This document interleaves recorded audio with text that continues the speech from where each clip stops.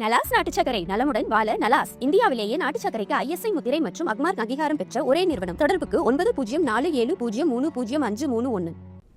வரும் சட்டமன்ற தேர்தலில் திரிணாமுல் காங்கிரஸ் 226 இடங்களில் வெற்றி பெறும் என்று அக்கட்சியின் தலைவரும் மேற்குவங்க முதல்வருமான மமதா பானர்ஜி தெரிவித்துள்ளார்.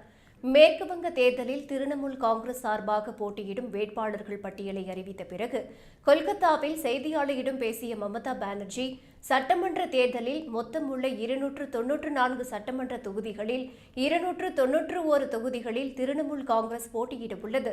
மீதமுள்ள 3 தொகுதிகளில் டார்ஜிலிங் மலைப்பகுதிகளில் அனித் தாபா தலைமையிலான பிஜேபியும் கூட்டணி கட்சி போட்டியிட உள்ளது. வரும் சட்டமன்ற தேர்தலில் போட்டியிட வாய்ப்பு கிடைக்காதவர்களுக்கு கட்சி பதவிகள் வழங்க ஏற்பாடு செய்யப்பட்டு உள்ளதால் யாரும் கவலைப்பட வேண்டியதில்லை. வரும் தேர்தலில் 226 இடங்களில் திரிணாமுல் காங்கிரஸ் வெற்றி பெறும் என்று தெரிவித்தார்.